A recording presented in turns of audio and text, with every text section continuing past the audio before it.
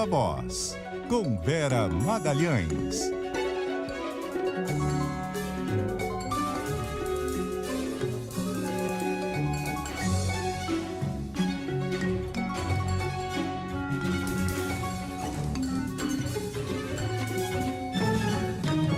Boa tarde, Vera.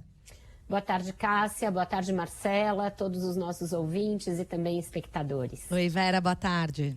Ô, Vera, não é de hoje que o presidente Jair Bolsonaro fala mal das urnas eletrônicas, sem nenhuma evidência, né? Fala que não é um sistema confiável, que não é um sistema auditável.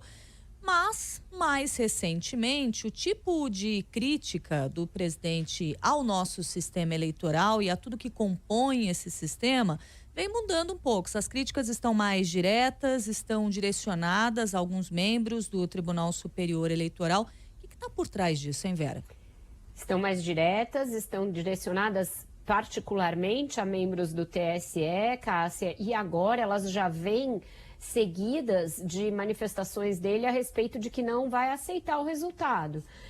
Nas últimas semanas ele passou para essa outra etapa das ameaças. E hoje, num evento aqui de investidores, ele voltou ao tema, voltou ao assunto, fez críticas muito sérias e muito ali abaixo da linha da cintura a integrantes do TSE e do Supremo e voltou a insinuar que não vai aceitar o resultado. Então, ele criticou o ministro Edson Fachin, fez associações entre o fato do Supremo ter revertido a condenação do ex-presidente Lula e o fato do ministro Fachin estar presidindo a Corte Eleitoral, e ainda que ele não vai estar na presidência do TSE durante a realização das eleições, porque o ministro Alexandre de Moraes assume o posto de presidente da Corte em agosto.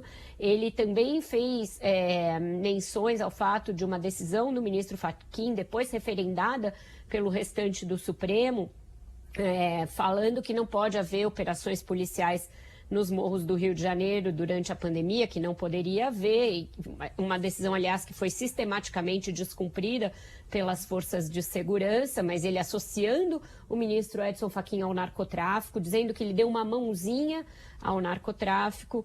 Ontem, numa entrevista à nossa afiliada, ele fez críticas pesadas também ao ministro Barroso, pelo fato do ministro Barroso ter dado um prazo para que o governo federal se manifestasse a respeito do desaparecimento do jornalista Dom Phillips e do indigenista Bruno Pereira. E hoje, e ontem também, críticas pessoais ao ministro Alexandre de Moraes. Têm sido os três alvos preferenciais dessas críticas, inclusive reiterando algo que o ex-presidente Michel Temer disse ser mentira, de que o ministro Alexandre de Moraes teria se comprometido a encerrar preventivamente, prematuramente, o inquérito das fake news, quando, naquela ocasião em que eles conversaram e em que o ex-presidente Temer intermediou um acordo ali para que o Bolsonaro cessasse os ataques ao judiciário feitos no 7 de setembro. Então, o presidente mente sistematicamente, envolve o ex-presidente da República nas suas mentiras, ataca pessoalmente os ministros do Supremo para desqualificá-los. Então, esse é o objetivo, desqualificados enquanto magistrados.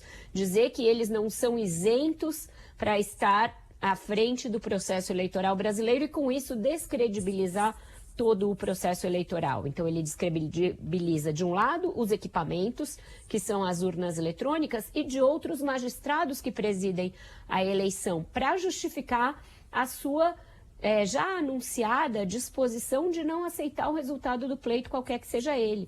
Ele voltou a se referir a fraudes, dizendo que venceu no primeiro turno, que o Aécio venceu em 2014, coisas absolutamente fantasiosas, sem mentirosas. nenhuma prova, né, Vera? Sem nenhuma prova e com prova em contrário, Marcela. Porque naquela ocasião de 2014, o PSDB pediu uma auditoria nas urnas. Ele pôde indicar a empresa que ia fazer essa auditoria e ele não encontrou nada. Então, não é só que não há provas de que não houve, existem provas de que não houve. É de outra natureza o grau da vilania que está por trás da fala do presidente da República. E tudo isso vem menos de uma semana depois da estadia do presidente nos Estados Unidos, em que ele se encontrou com o presidente norte-americano Joe Biden e que, segundo a agência Bloomberg, numa matéria não desmentida pela Casa Branca e nem oficialmente pelo Planalto, ele teria feito alusão à eleição brasileira e pedido uma ajuda do Biden contra a eventual vitória do ex-presidente Lula. Então, quer dizer, está tudo muito errado. Um presidente fazer uma reservada com um outro presidente para tratar de temas assim, dessa maneira, com essa descompostura. Ontem, na entrevista que ele deu à nossa afiliada de Recife, ele tocou no assunto. Disse, não teve isso aí, só nós dois podemos saber o que nós tratamos. Mas a Casa Branca não desmentiu a informação. Então, é tudo de uma gravidade extrema. E o presidente sempre escalando e sempre envolvendo as Forças Armadas nos seus propósitos. Hoje ele voltou a falar que ele é o chefe das Forças Armadas, que as Forças Armadas não vão ficar de fora, não vão assistir de camarote. Então, eu não sei o que os diferentes agentes aí estão esperando para se posicionar contra esse tipo de declaração, inclusive o ministro da Defesa, inclusive o alto comando das Forças Armadas. Tem que pôr um fim nessa conversa. Essa conversa não pode continuar todos os dias, cada dia num diapasão maior. Vera, você falava dos ataques do presidente ao Supremo Tribunal Federal e surge, digamos que até um novo ataque, de certa forma, um ataque à instituição, né? Porque há no Congresso a elaboração de uma PEC, uma elaboração do Centrão para uma PEC que pretende anular decisões não unânimes da Corte. Eu queria que você comentasse também. É uma medida inconstitucional, né? Absolutamente inconstitucional, absolutamente golpista, mas é isso, quando a gente vê exortações golpistas todos os dias partindo do chefe do executivo, todo mundo se sente autorizado a também pular nessa água.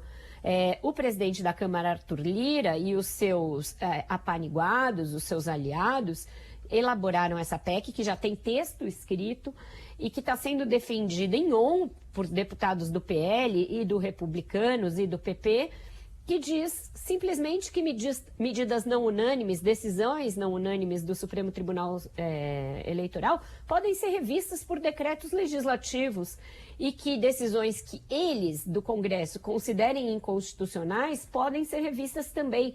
A Constituição é muito clara ao dizer que a última palavra sobre qualquer constitucionalidade é do Supremo Tribunal Federal. O Congresso Nacional não é casa revisora de decisão constitucional do Supremo Tribunal Federal. Isso é golpe, isso é uma excrescência jurídica, isso é absolutamente inconstitucional. É lógico que se passar porventura, o Supremo vai dizer que é inconstitucional, mas aí você entra numa coisa kafkiana, porque o Supremo vai dizer que é inconstitucional e eles vão se valer disso para dizer que eles podem derrubar a decisão do Supremo. Vejam que loucura!